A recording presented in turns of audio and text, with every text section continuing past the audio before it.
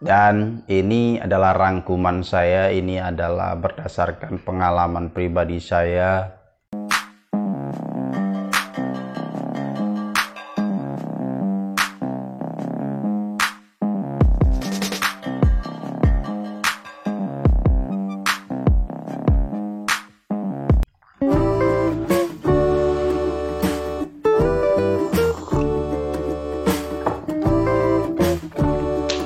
So, kesempatan kali ini,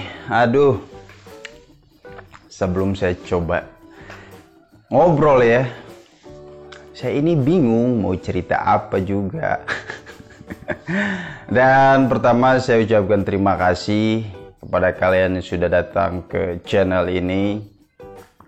Dan yang kedua saya minta maaf, saya baru buat video sekitar udah nggak buat video lama ya, sekitar 1 bulan 2 minggu sih kurang lebih, karena memang ada aktivitas lain yang saya kerjakan dan saya merasa itu urgent banget ya. Artinya saya nggak bisa membagi waktu yang cukup efektif. Saya mengerjakan ini dan mengerjakan itu, artinya saya membagikan fokus saya. Nah, kesempatan kali ini saya akan coba sharing atau coba ya mendokumentasikan, ngobrol aja, santai-santai aja tentang kendala-kendala dalam pengerjaan skripsi. Dan ini adalah rangkuman saya, ini adalah berdasarkan pengalaman pribadi saya, baik apa yang saya rasa ataupun pengalaman dari teman dekat saya ya, orang-orang yang saya nilai, kenapa sih kamu mengalami kesulitan dan lain sebagainya. Nah, sebelum saya melanjutkan video ini, support channel ini ya, subscribe, like videonya dan share videonya ke orang-orang yang sekiranya kalian kira itu butuh. Kembali ke pembicaraan yang mungkin saja menarik, nggak menarik juga sih, tapi ya oke, saya coba untuk berbicara sejauh ini ya. Ketika saya flashback, apa sih yang menjadi kendala kok kalian lama banget nih menuntaskan skripsi ataupun tugas akhir. Ini berdasarkan pengalaman saya ya, dan mungkin kalau ada kesamaan dan mungkin ada beberapa cara yang kalian harus lakukan. Sebenarnya banyak faktor sih kalau saya melihatnya dari faktor eksternal atau kebiasaan sih. Nah, karena faktor internal mungkin orang atau seseorang memiliki gejolak asmara ya enggak, atau dia mengalami keresahan emosi ya kan, kita kan nggak tahu tuh, yang bisa merasakan cuman personal tersebut. Tapi sejauh ini yang pernah saya alami itu yaitu tentang kebiasaan sih sebenarnya. Nah, kebiasaan itu artinya misalnya dari kebiasaan kuliah yang biasa-biasa saja, yang kuliah asal-asalan, yang kuliahnya ya udah asal kuliah. Faktor kendala akademis itu mungkin menjadi salah satu hal yang menurut saya cukup berpengaruh ya, karena ketidakpemahaman kita terhadap materi yang kita terima atau kampus yang menyajikan, dan akhirnya kita tidak mampu serap itu, jatuh-jatuhnya kita merasa mengalami keresahan untuk baik dari struktur ya kan, baik dari langkah pengerjaan atau hal-hal yang kalian masukkan dalam tugas akhir. Dan mungkin karena gini loh, ketika kalian sudah dikatakan lulus secara nilai, secara abjad ya, A, B, C sampai D misalnya gitu. Tapi kan itu juga nggak menjamin kualitas kepemahaman kalian. Barangkali pas kalian mendapatkan nilai itu adalah akumulasi kalian dibantu misalnya kan. dibantu, itu nggak salah. Tapi maksudnya yang kita permasalahkan di sini adalah kualitas kepemahaman kalian atas apa yang telah kalian terima gitu loh. Karena nilai itu bukan menjadi tolak ukur. Misalnya kalian punya nilai dari semester awal hingga semester 7 lah ya, itu katakan A, B semua. Itu bukan menjadi jaminan kalian juga bisa on target dalam menuntaskan perkuliahan. Karena ketika kalian dapat nilai itu sebatas apresiasi, tapi tidak menjamin kepemahaman kalian atas apa yang kalian dapatkan atau kalian serapi.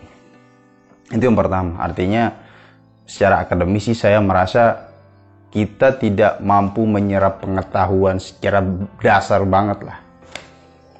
Yang pertama. Yang kedua itu kebiasaan yang menjadi kendala ya, itu kayaknya terlalu sibuk menggunakan sosial media.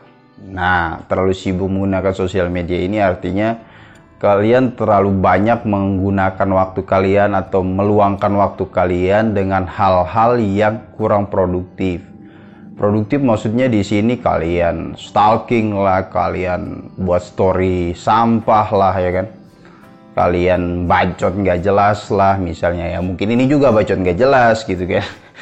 Tapi menurut saya alangkah baiknya ya, terserah kalian mau gunakan ini atau enggak, itu urusan kalian. Cuman saran saya nih, gunakan sosial media seefektif mungkin, seminim mungkin, pas urgent aja.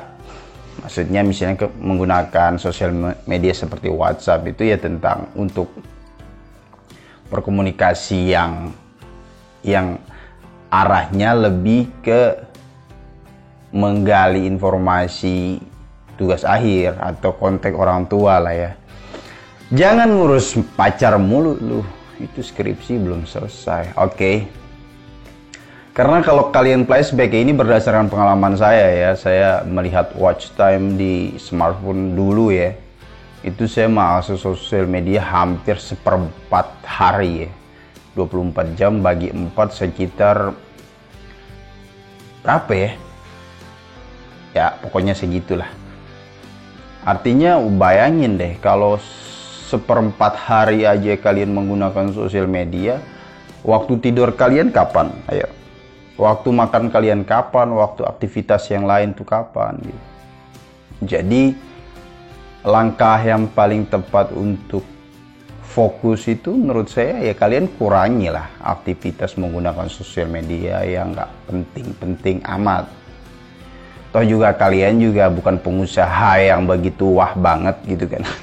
Maksudnya kalau memang alat komunikasi itu tidak digunakan untuk berbisnis dan itu nggak urgent banget, ya alangkah baiknya porsinya dikurangi lah ya. Itu yang kedua. Ketiga itu, ini alasan paling klasik sih, susah ketemu dosen misalnya. Sebenarnya bukan susah sih, mungkin kita sih sebenarnya lebih fleksibel ya. Artinya fleksibel di sini kalian lebih melihat situasi.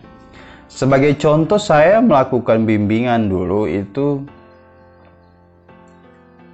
sekalipun saya udah prepare semuanya, baik dari revisi, berkas, lain sebagainya yang saya akan konsultasikan kepada dosen pembimbing saya juga memastikan apakah dari situasi, apakah dari kondisi baik.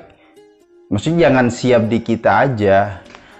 Kita juga harus cerdas melihat gimmick situasi yang ada gitu. Misalnya kalian udah ke kampus ya kan, terus di depan ruang dosen kalian maju, ya kalian harus lihat-lihat situasi juga.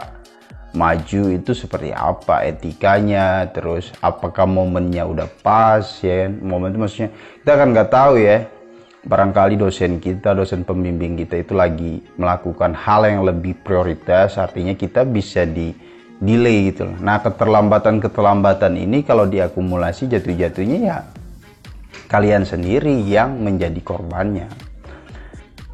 Saya melakukan hal ini dulu tuh hampir setiap hari ya, maju ya. dengan ya sekalipun itu revisinya belum sempurna, karena kalau kita mencari titik kesempurnaan dalam menuntaskan hal ini, ya sempurna menurut kita, tapi kan menurut dosen pembimbing dengan pengetahuan beliau secara struktural, secara akademis, secara basic pemahaman itu belum tentu sinkron dengan apa yang kita ajukan. Artinya ketika kalian sudah ada nih ya revisian sedikit aja, misalnya udah maju aja dulu dan konsultasikan, daripada kalian udah ngerjain banyak banget dan baru kalian maju. Ya kalau benar, kalau salah ya jatuhnya nggak ada guna apa yang kalian kerjakan. Tadi pertama permasalahan akademis, pemahaman akademis ya. Yang kedua itu kebiasaan menggunakan sosial media. Yang ketiga, kurangi jam nongkrong lah. Karena kebiasaan-kebiasaan seperti ini ya bukan nggak baik kalau memang itu produktif dari segi kalian memang fokusnya mengajak kerabat kalian, sahabat kalian untuk mendiskusikan hal-hal seperti ini.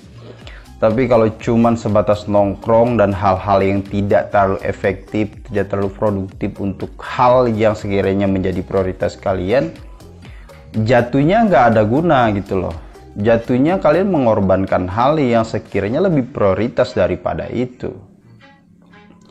Dan ini relatif benar ya, maksudnya ada relativitas untuk kebenaran ini, karena saya tidak bisa mengetahui secara dalam orang itu memang modus atau bias modusnya itu ngapain gitu loh. Cuman secara kasat mata hal-hal inilah yang salah satu menjadi kendala saya pribadi di proses pengerjaan tugas akhir.